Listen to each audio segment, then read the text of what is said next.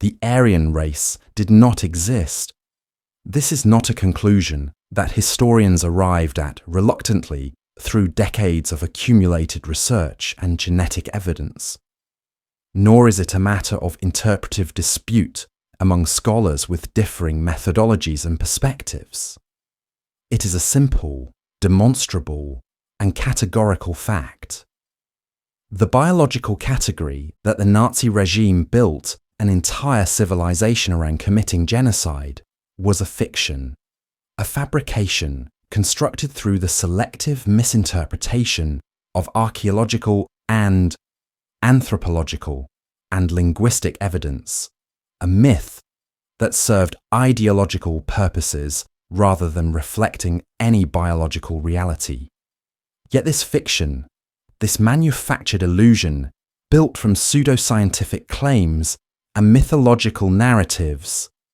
and the deliberate distortion of legitimate scholarly research, became so psychologically compelling and so thoroughly woven into the fabric of German identity and German education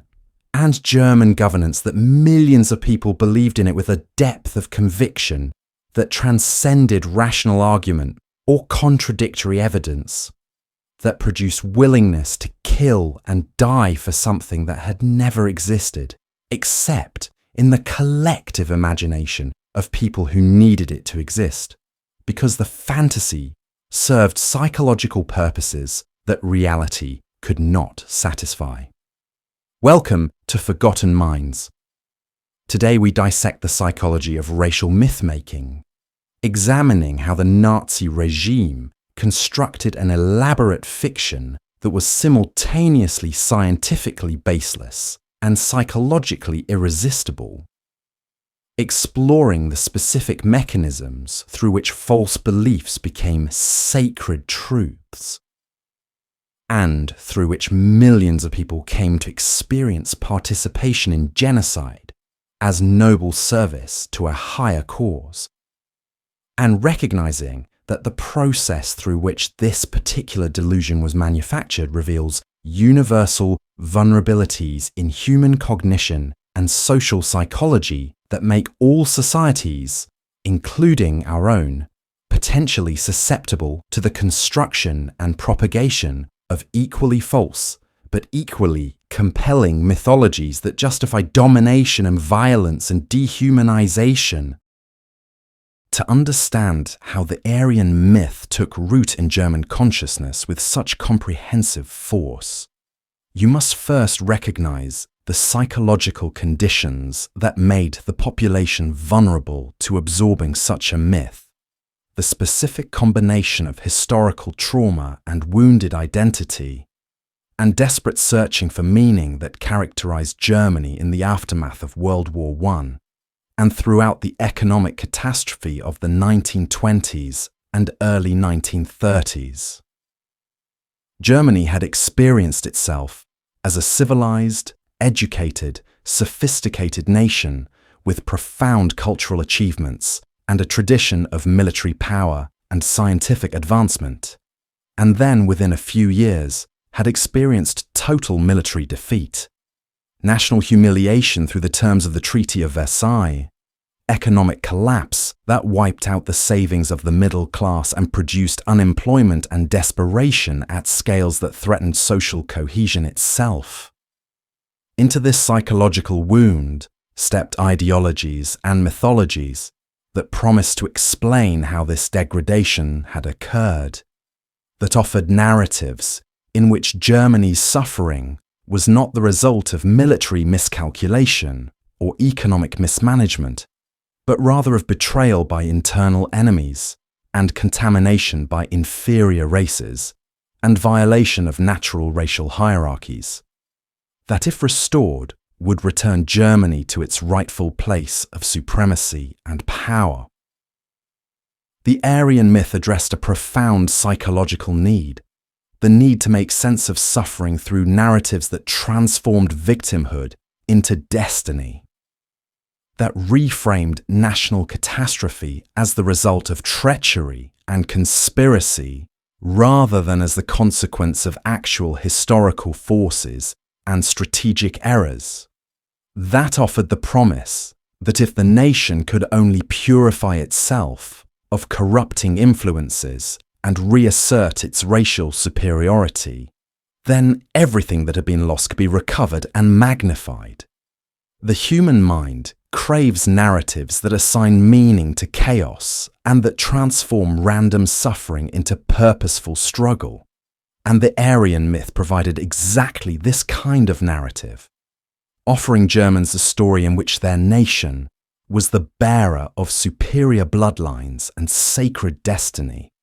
in which their suffering was actually evidence of their nobility and their struggle against inferior forces bent on their destruction, in which participation in the regime was not collaboration with criminals, but rather participation in a historical mission of world historical significance. The psychological satisfaction provided by this narrative was powerful enough to overwhelm contradictory evidence and logical inconsistency and empirical reality, because the narrative was addressing psychological needs that facts and logic could not adequately satisfy. The Aryan myth required a veneer of scientific legitimacy to function as convincing ideology in a nation that prided itself on scientific achievement and that included educated professionals and intellectuals within its population, people who needed to believe that they were supporting scientifically justified racial policies, rather than implementing arbitrary prejudice dressed in the language of science. The regime recruited academics and pseudoscientists and distorted legitimate research to construct an elaborate edifice of apparent scholarship that claimed to demonstrate the biological superiority of the Nordic or Aryan race, creating university positions and research institutes and publishing networks dedicated to the propagation of racial science that would never have survived peer review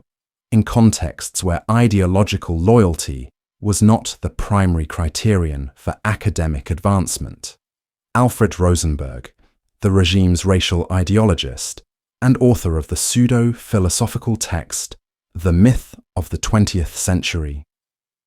constructed elaborate theories that traced all of human civilization to the achievements of the Aryan race, that claimed to identify racial characteristics in ancient civilizations and historical developments, that reinterpreted archaeology and anthropology and linguistics through a racial lens that saw racial struggle and Aryan achievement as the motor driving all historical change. The theories were intellectually incoherent and contradicted by legitimate scholarship even at the time. Yet, because Rosenberg held official positions and because his interpretations were promoted through the entire Nazi educational and propaganda apparatus, his ideas achieved the status of official doctrine that was taught in schools and universities, and that framed how Germans understood their own history and their relationship to other peoples. The misuse of archaeology became particularly systematic and particularly disturbing in its implications, with Nazi-sponsored expeditions and excavations directed by SS officer Otto Rahn and others conducting digs throughout European territories and misinterpreting findings through the lens of Nazi racial ideology, claiming to discover evidence of ancient Aryan civilizations and racial superiority that the actual artifacts and remains did not support. The Wewelsburg Castle, a 16th century fortress in Westphalia, was transformed by Heinrich Himmler into the ideological and spiritual center of the SS, decorated with symbols and architectural features designed to communicate pseudo-historical narratives about Aryan origins and SS mysticism,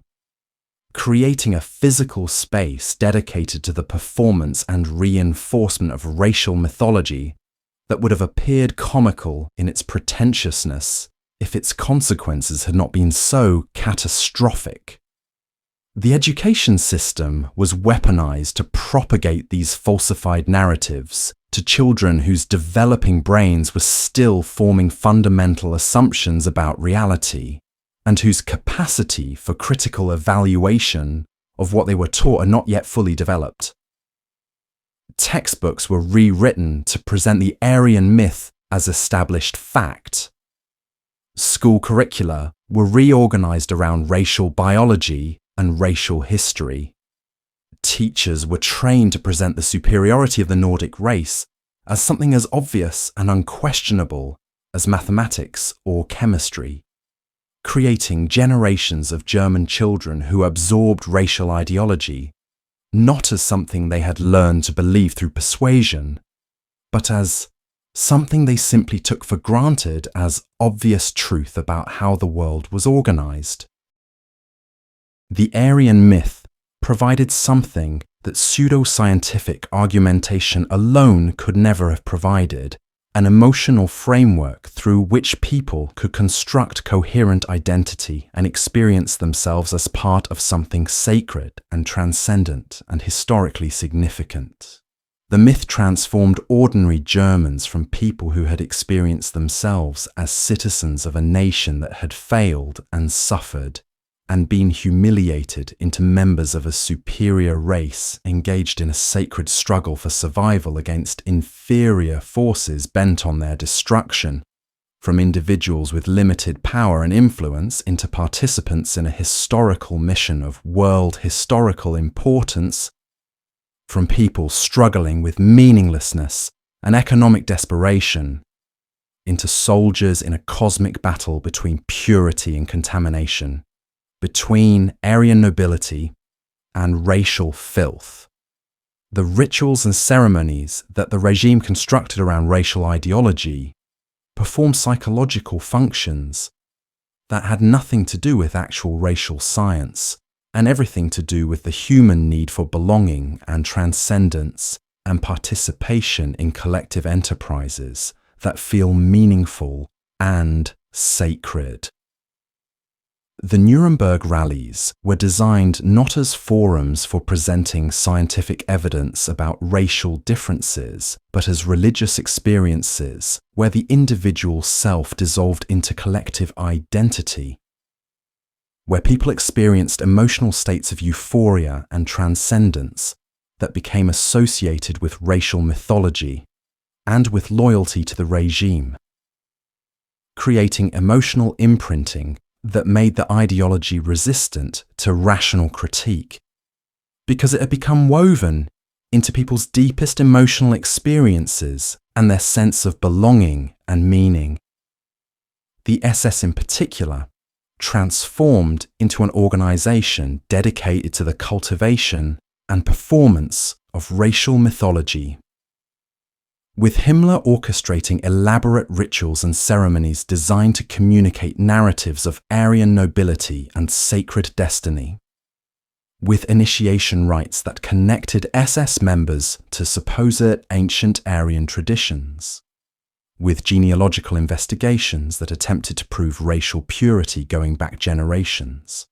with architectural and artistic choices designed to evoke mythological connections to ancient civilizations and heroic ages. The psychological function of these performances was to create emotional investment in racial ideology that would persist even when the ideology's intellectual foundations were exposed as fraudulent, because emotional conviction operates at deeper levels of psychology than rational argument, and is far more resistant to revision through presentation of contradictory evidence. Once the population had been convinced of its own racial superiority through exposure to pseudo-scientific claims and through participation in emotional rituals that reinforced racial mythology and through educational systems that presented racial hierarchy as fact, the psychological stage was set for the dehumanization of those designated as racially inferior. Because if racial superiority and inferiority were biological facts written into human nature itself, then the treatment of inferior races need not conform to ethical principles applicable to equals, but could instead be governed by principles of natural hierarchy and survival of the fittest, and the imperative to prevent racial contamination. The Nuremberg Laws of 1935 codified into legal doctrine the racial categories that Nazi ideology had constructed, stripping Jews and other designated racial enemies of citizenship and legal protection, and marking them as fundamentally different from and inferior to the Aryan majority.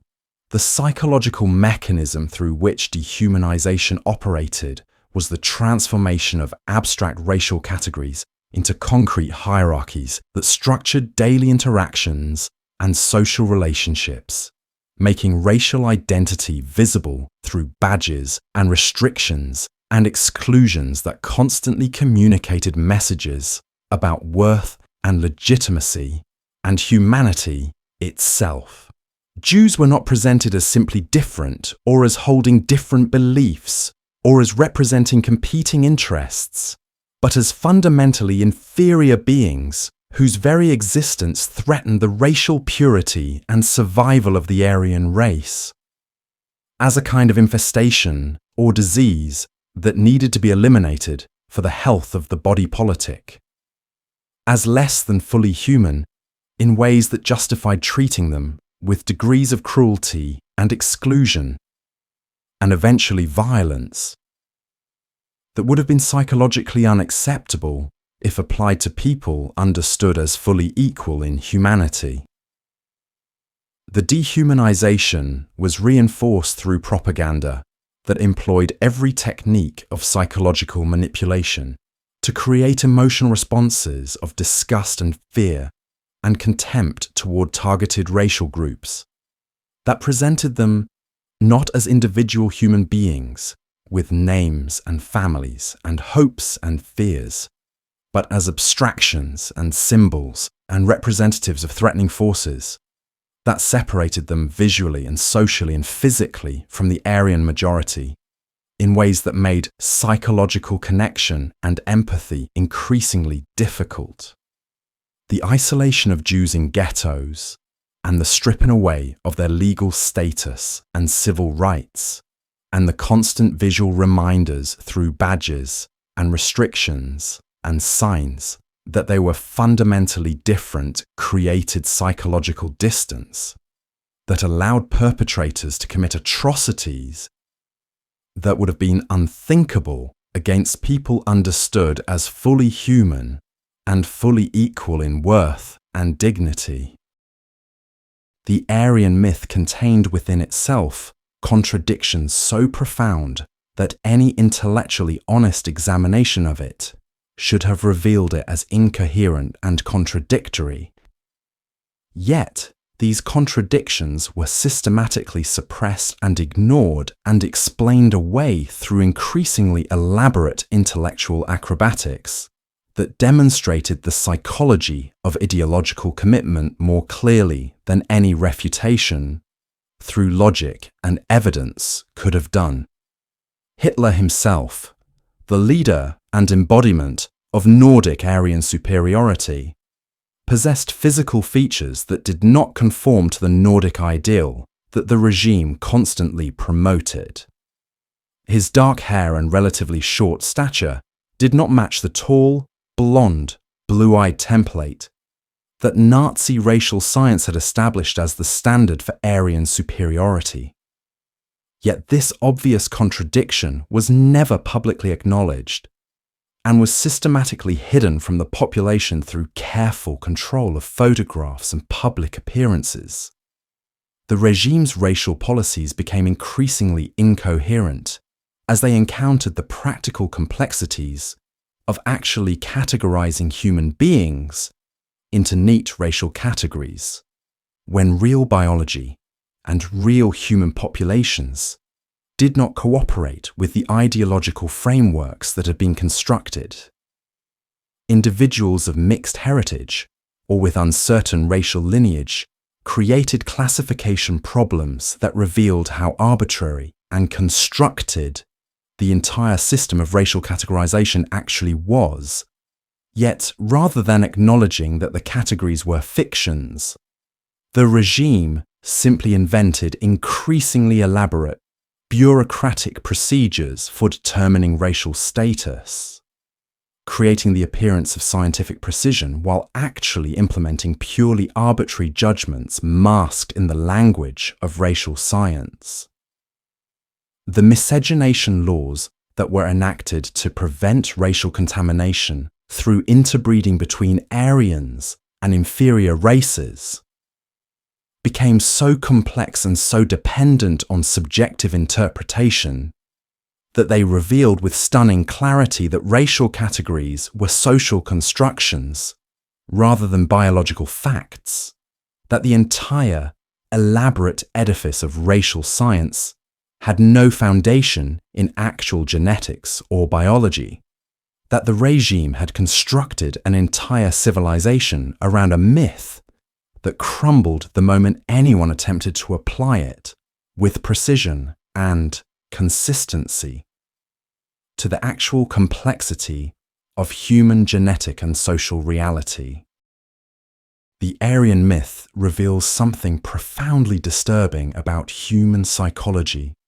and human society, that false beliefs can become more psychologically powerful and more motivating to action than true ones, that people will organize their lives and commit atrocities and build civilizations around narratives that are demonstrably false if those narratives provide the psychological functions that truth cannot provide, that the human mind craves meaning and purpose and identity and belonging more intensely than it craves accuracy in its understanding of reality, and that when presented with a choice between a narrative that provides transcendence and meaning, even if it is false, and evidence that contradicts that narrative, most people will choose the narrative. The construction and propagation of the Aryan myth demonstrates how pseudoscience can be weaponized in service of ideology, how legitimate scholarly research can be systematically distorted and misinterpreted through the lens of predetermined conclusions,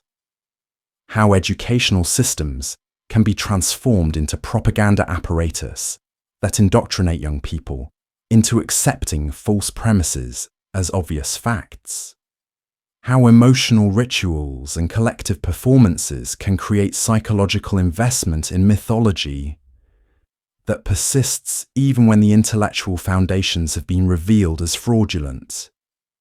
how hierarchical systems of status and belonging can be constructed around false categories in ways that make those categories feel natural and inevitable and sacred. The warning extends beyond the specific historical case of Nazi racial mythology to the recognition that all societies are vulnerable to the construction of similar mythologies around other categories and characteristics, that the psychological mechanisms that made Germans susceptible to Aryan supremacy ideology remain active in human cognition, that the distance between rational evaluation of evidence and emotional commitment to grand narratives that provide meaning and belonging is far shorter than educational systems typically assume, that the human capacity for self-deception and for constructing elaborate intellectual frameworks to justify beliefs that serve psychological purposes is far greater than most people recognize or want to acknowledge. This has been Forgotten Minds. The Aryan myth collapsed only when the regime that had constructed it was militarily defeated, when the external structures that enforced belief were dismantled, when the psychological infrastructure of ritual and education and propaganda was finally disrupted, demonstrating that myths maintain themselves less through the strength of evidence supporting them, and more through the comprehensive control of information and education and emotional ritual that prevents contrary evidence from reaching populations, or from overriding beliefs that satisfy deep psychological needs, and suggesting that the defense against the construction of similar mythologies requires not just better education or more access to accurate information, but rather the maintenance of societies that actively resist the concentration of power, that preserve alternative sources of authority and information, that cultivate critical thinking and skepticism toward grand narratives, regardless of how emotionally compelling they may be. Until next time, stay vigilant